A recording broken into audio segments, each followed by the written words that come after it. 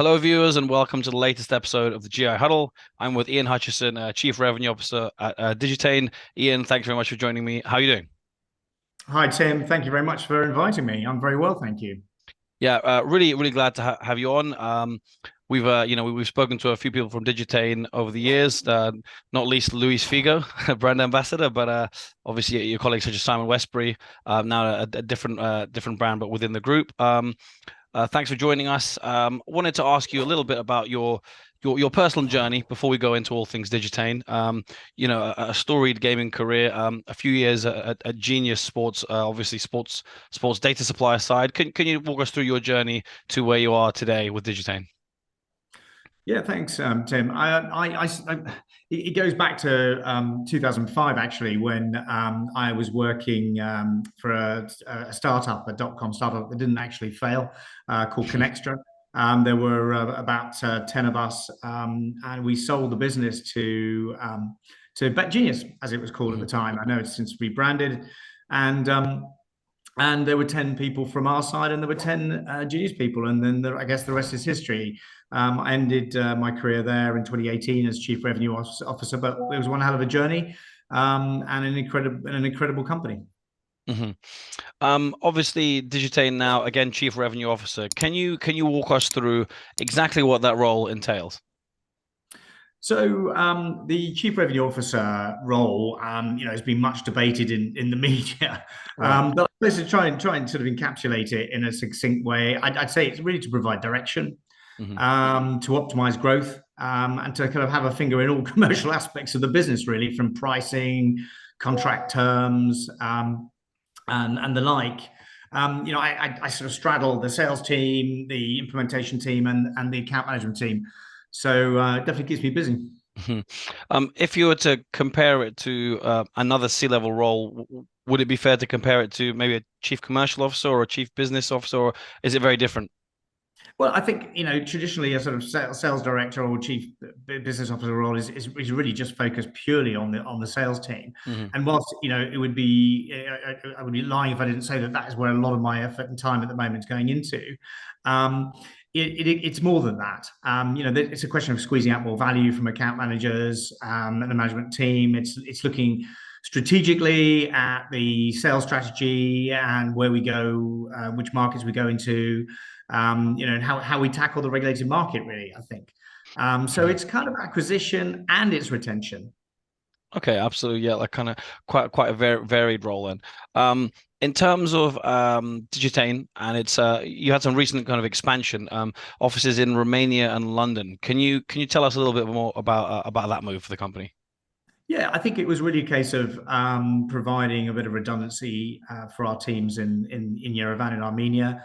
But at the same time, I think it's a great environment in which to recruit quality people.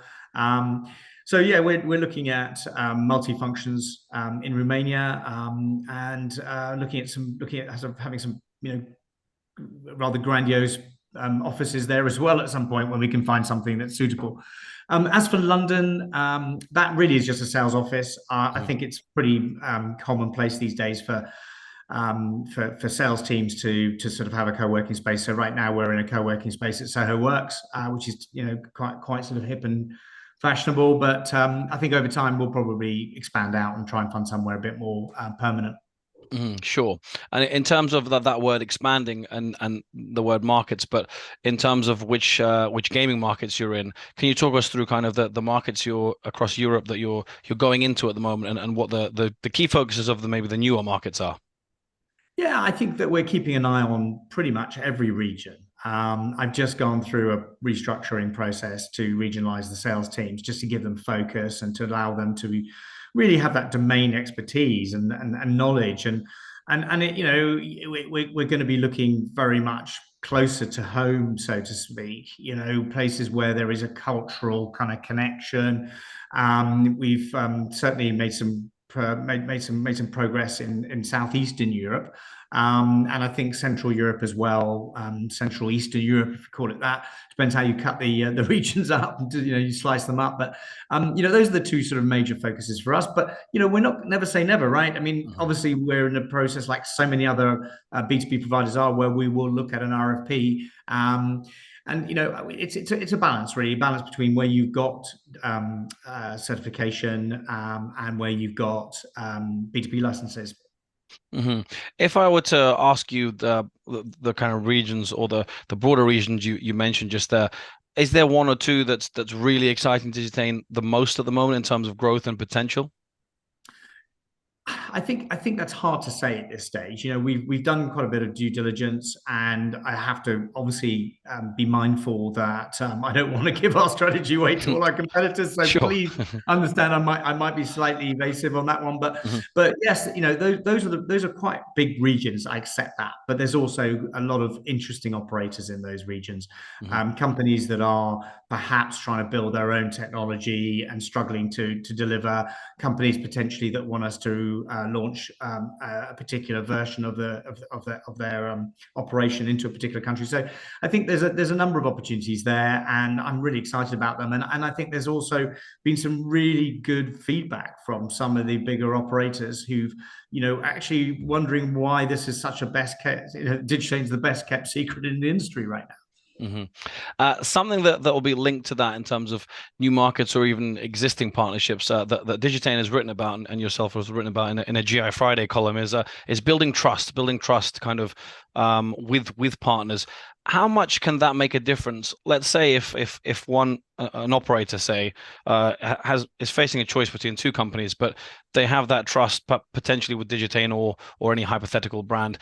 How important is that in maybe getting a deal across the line or just helping in a partnership? I think it's huge, and I think one of the biggest risks with software sales and software development is sort of over promising and under delivering. And I would be, again, sort of misleading people if I didn't say that had been part of my previous existence many years ago. When you're starting a business, you do have a tendency to do that. When a startup then goes from into a more mature position, then clearly it has the ability to sort of meet people's needs. Now, Digitain isn't in that position. Digitain is not a startup. Hmm. Digitain is a very well established organization, and an incredibly process heavy one. And I think that's great because for us to sort of transition into regulated spaces, it's very easy. It's very easy for us, and so I think trust is predicated on being able to deliver exactly what you say you can. It's interesting. I had a pitch recently, and the client said to me, one of the things that was very refreshing about your presentation was that you weren't telling us about what was on the roadmap. Hmm. And that is really something that a lot of B2B providers still do. And we were just describing what we actually have right now. Hmm. And of course, there are items on the roadmap, but that's not our priority.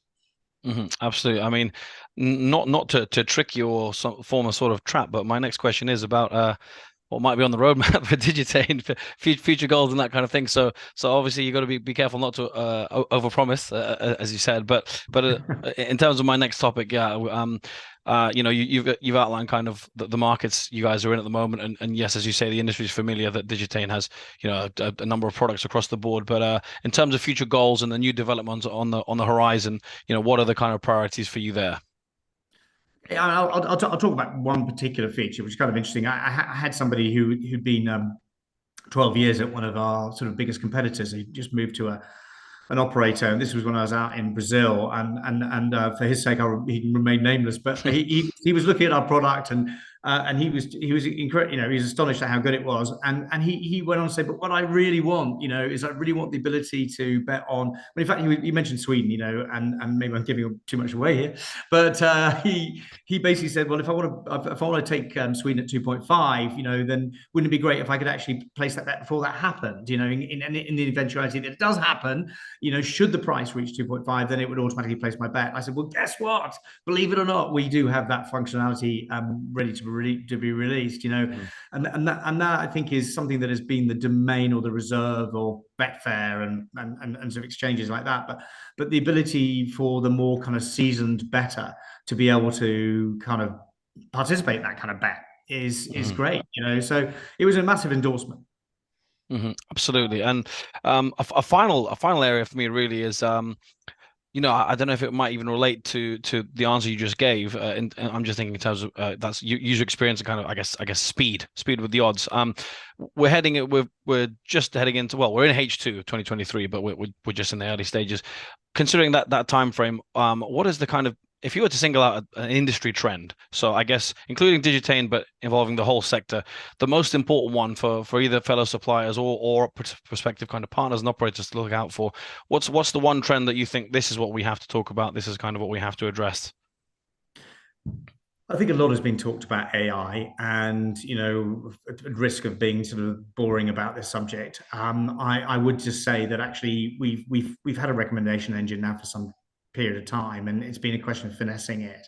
And I think that linking that to digital marketing, is really the key. So you've got your retention CRM solutions, and then you've got some products in the market that provide programmatic media buying. And if you can link the AI recommendations through to personalized advertising, I think that is going to be the next big thing, really. And if you don't have a push-based architecture, it's going to be really, really hard to do that. I think people sort of misunderstand or even underestimate the importance of being able to do real-time messaging, not just through emails, not just through SMS, but but through sort of just basically sort of real life, real time personalization.